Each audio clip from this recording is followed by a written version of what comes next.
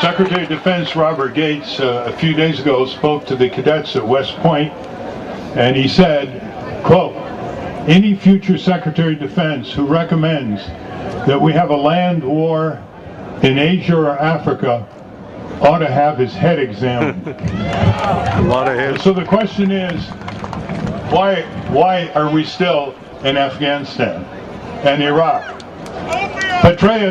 General Petraeus and General Jones said over the last 2 years of 50 Al-Qaeda, they estimate, in Afghanistan. Why are we blowing that country apart? Why are we sending our injured and sick back home day after day? Why are we killing so many Afghanis after a million Iraqis have died or more, and 5 million refugees and their country blown apart? A phenomena that a recent book just out, Erasing Iraq, called sociocide. It's because the people of this country don't have any influence on military and foreign policy. It's that the power is in the hands of the few against the many. The military-industrial complex that Eisenhower warned us about in his farewell address is more powerful and concentrated than ever. And I understand in the draft in that address, he wanted to say the military-industrial congressional complex, a word that was dropped out. So it's important to move for new political movements. The two-party dictatorship is driving our country and its economy into the ground. If you look, for example, at what Bush has done that were considered unconstitutional and war crimes, consider the continuity, the seamless continuity with President Obama. Just look, the criminal wars and occupation continue in Afghanistan, Pakistan, and Iraq, now as under Bush. Extraordinary rendition, a fancy word for kidnapping and sending people without any charges to other regimes to be tortured. Still going on. Torture, still going on. Indefinite imprisonment, Guantanamo, is still going on. Surveillance of people in this country without judicial approval is still going on. Again and again, what Bush did, Obama is doing with better rhetoric. That's why I call his government Obama Bush. The seamless transition. What we have to do here is talk to the American people about how these wars are boomeranging against us. The reason why so many budgets are cut, unemployment, lack of law enforcement against corporate criminals, is we're putting so much money into Iraq and Afghanistan and Pakistan and others. Now look how they look at us. There aren't any Al-Qaeda to speak of in Afghanistan. There are 25 to 30,000 Taliban fighters. They have no air force, no navy, no artillery, no tanks. They have Kalashnikovs and rocket-propelled grenades and suicide belts, and they're holding down the most powerful army in the history of the world, 100,000 American soldiers, 100,000 more contractors, all kinds of Afghani soldiers. How are they doing that? I mean, they're pretty cruel themselves. How are they doing that? Because they have a cause that says expel the invader. Expelling the invader will be forever the cause of everybody in the world who is invaded. And so we better pay attention to the way the Afghani people who are not fighting, just going around their daily lives. When those 9 boys were killed by a drone on March 1st, their families are going to hate America, and their relatives are going to hate America and want to fight America. When those wedding parties were blown up by this so-sorry terrorism, helicopters, the same thing. We're boomeranging. We're creating enemies and fighters against us. So this is not a national security, it's just the reverse.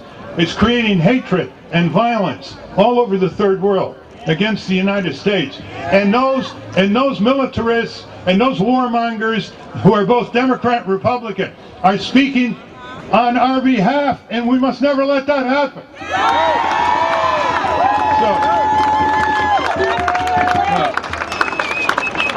David Petraeus, General David Petraeus, he's seen here as a suave PhD doctorate from Princeton, immaculately dressed, very, very self-controlled in his presentations to Congress, We heard it all before in the Vietnam War. But overseas, he's seen in Afghanistan as the butcher of Afghanistan. We have to begin looking at the way these people who never fought against us are being torn apart. That country's being torn apart.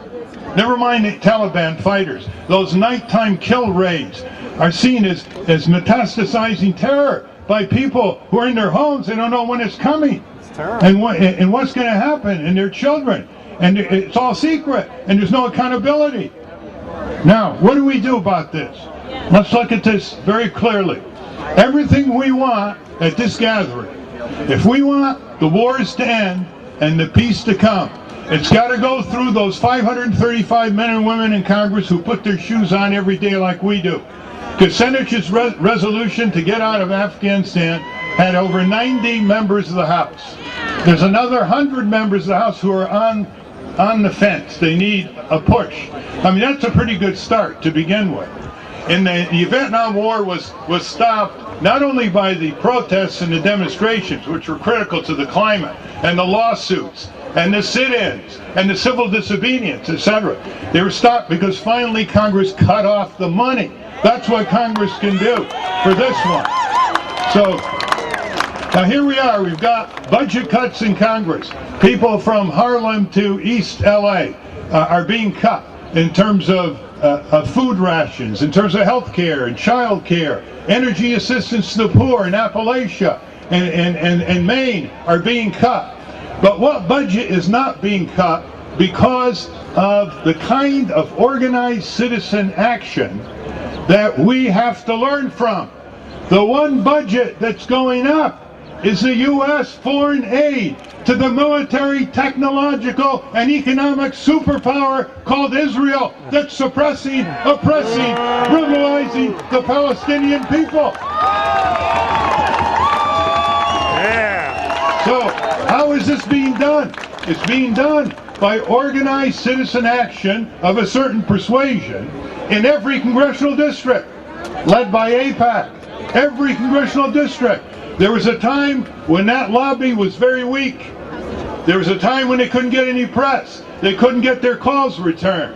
Now, anything they put on the table in Congress, they get over 95% of the members of Congress. That is the kind of citizen action to learn from. How do they do it? First of all, they don't blow off steam unless it's focused laser-like on every member of Congress. They go personally to every member of Congress. They go to their offices back home, whose addresses are in your phone book. They go to the offices on Capitol Hill. They raise money for their campaigns. But the most important power is the power to absorb the time of members of Congress who say to AIPAC, we'll do whatever you want, just get off our back. We got other things to do. In other words, everything we do has got to focus on each senator and representative, their grown-up children, their brothers, their sisters, their grandparents, their friends, their business associates. They're all back home, and you can find out who they are. I can't emphasize enough that we can have massive rallies. There was one 200,000 some of you were at in 2003. If we do not take that energy and zero it in on each member of Congress, say, okay, where are you now? Where are you going? What's your decision? What are you going to do? Bring the soldiers who are coming back from Afghanistan and Iraq. Most of them are against these wars. There was a poll in January 2005 of soldiers in Iraq that the Pentagon did not challenge. Over 70% of the soldiers said in January 2005, we got to get out of Iraq in 6 to 12 months, including a majority of Marines. And you don't think they think that's true about Afghanistan? We got to get them speaking to the media. You have on your side a majority of the American people.